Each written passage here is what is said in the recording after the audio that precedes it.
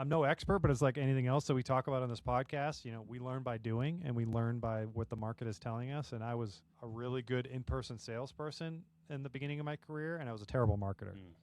And now we both know that you need to be a great marketer now to get the meetings to sell the product or the service. We'll see. We'll see how it does. You know, maybe I should have. You know, there is a chapter that does talk about, you know, marketing and how important it is. And Snowmageddon 2026. Yeah. Chris is alive and he's able to podcast for the next several days because he's going to be in his house. Yep. It's been soul crushing. And my wife decided that she wants to put in a pool this year, which I can't be more excited about, but I don't think we're ever going to melt the snow enough to put one in. So. Well, when you open it up September 4th, it'll be awesome. Yeah, exactly. So might have to splurge for the heater. Well, yeah, I was, and people are listening to this. This is right after the Northeast got their, I think, what is it, like the second biggest storm of all time or something? They're saying in some places the biggest of all time. Yeah, I mean, there's some towns that are still digging out, and that, Well, we're going to bring sunny, cheery information to our listeners today and not worry about the snow anymore. Yeah, exactly. You had started off telling me we've talked a lot about the fear of the AI bot, social network, which is essentially a I guess Facebook for AI bots that are plotting to take over the world. And you told me that there's some recent news out that they're going to take it down due to some security. I think there's going to be some governmental stuff that they're going to step in because apparently when it started talking to each other, it started creating a language outside of so the humans couldn't understand. And so they were communicating and nobody knew what they were really communicating about. And it became very scary about some different things that they were trying to create, the AI agents. So all that being said, I don't think it's going to be around much longer. How about that? I don't know. I mean, it's just insane. When is the government going to step into this AI world and start putting some regulations, not only on the safety and these bots taking over and terminating all of us, but more before that. So I have a little bit extra money to maybe pay for this pool is like my electric bill, considering all the data centers that are going up and being subsidized by us regular citizens somehow.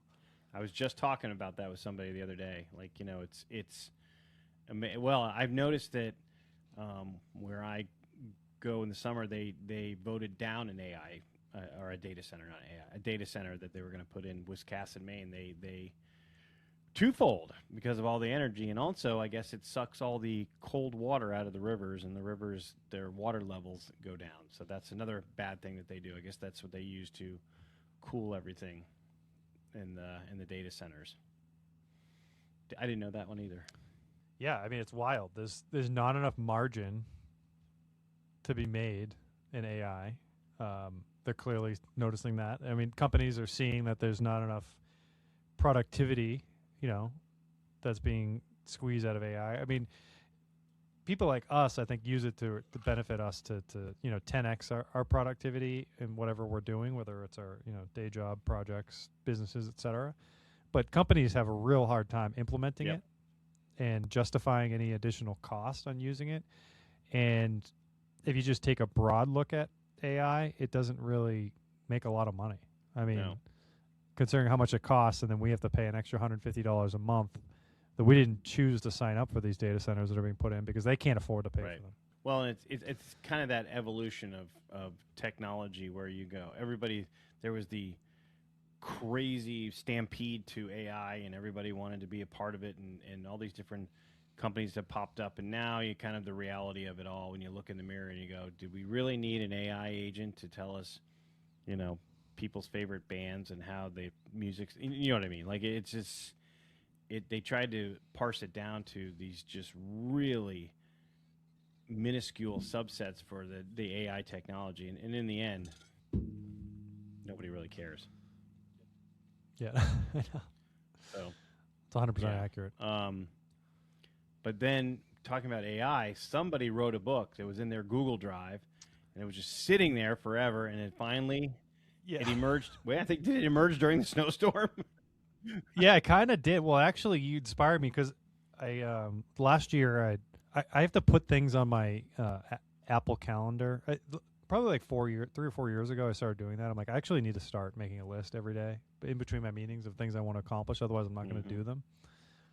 So, beginning of the end of 2024, I decided I wanted to do this, and I had a lot of thoughts and structure around it.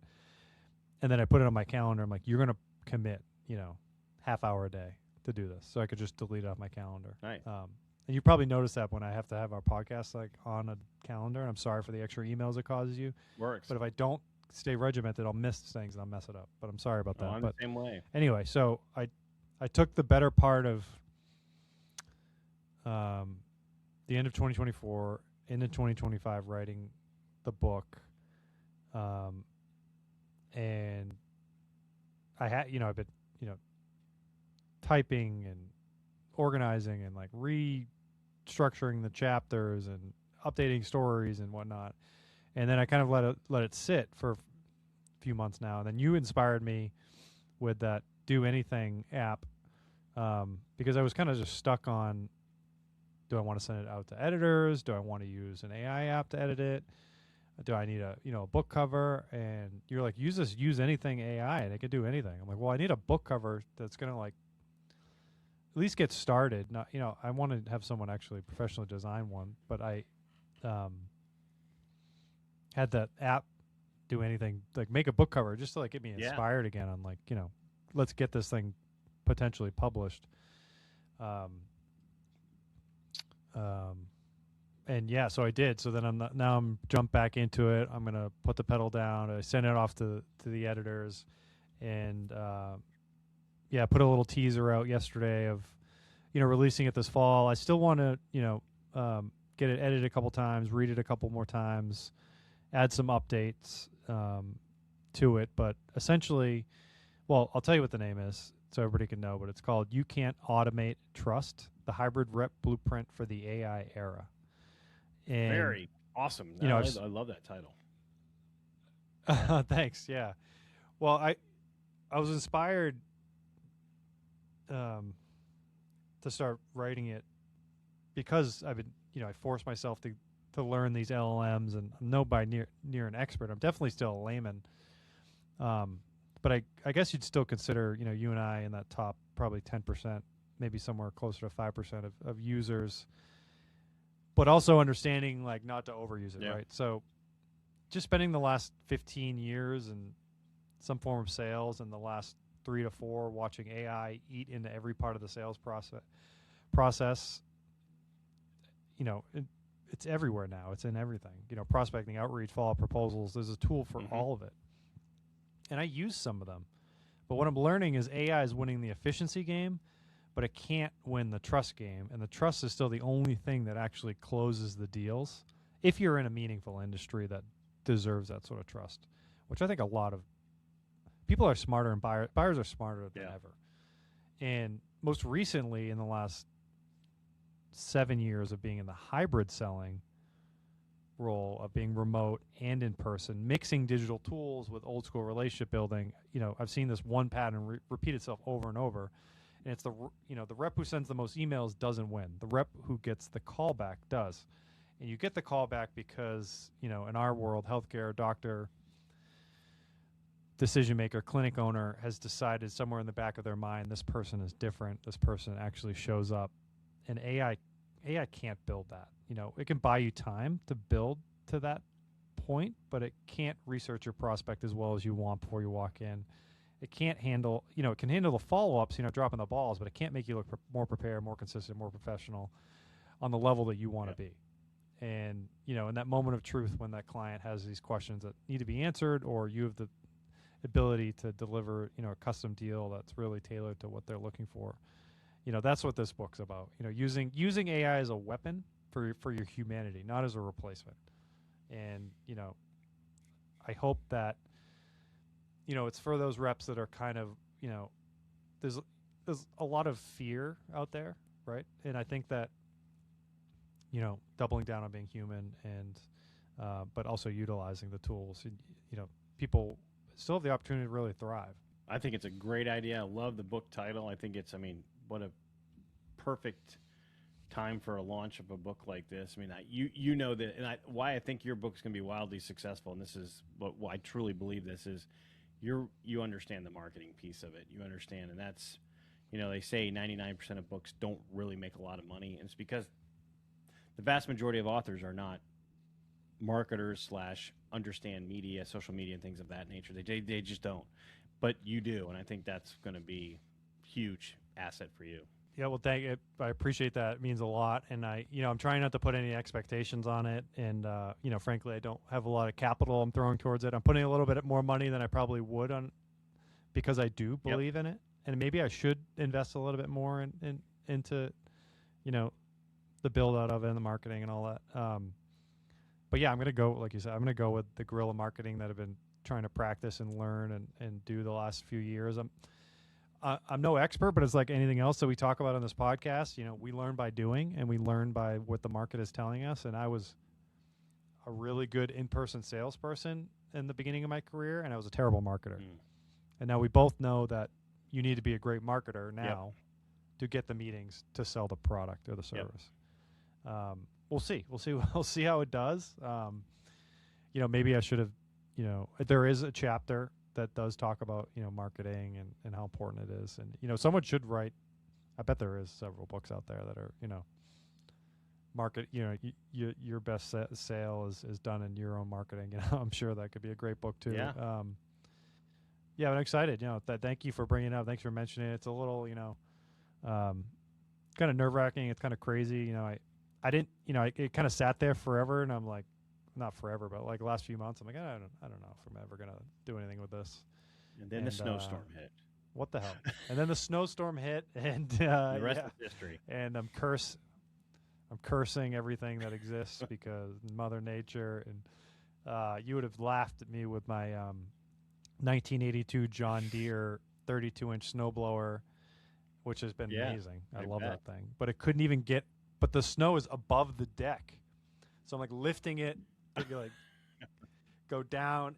Oh, that sounds like an injury waiting to happen. I was very nervous. Yeah, I was like, man, I might cut my leg off today. This is a real concern. Now, and this was a path to my back gate to the back driveway. This is in the yard. This wasn't even in the driveway. Now, but you told me that you're for real. Your neighbor is constructing his own igloo right now. It's a 20-foot igloo. I probably could drag the camera and point out the window. You could see it, but they're a bunch of like 5. I'd probably drink and yell at each other. I don't hear them as much, so maybe it's blocking their blackout drunk on the porch evenings. They're like 50-year-old bachelors that are just live together. It's kind of a strange situation. So I think they're just drinking. Wait a minute. And then wait a minute. So. Well, I don't know if it's going to work out. We should do a podcast from the igloo.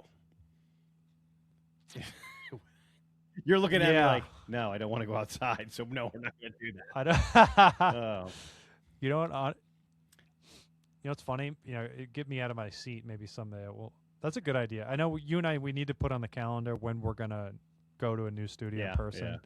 Yeah. Maybe we figure that out for Content Group coming up. Yeah, I think it's a good idea. Because we've been talking about it.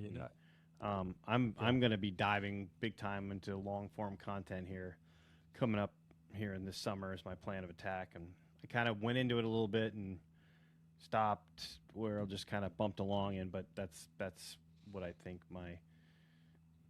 my mood is taking me. Well, your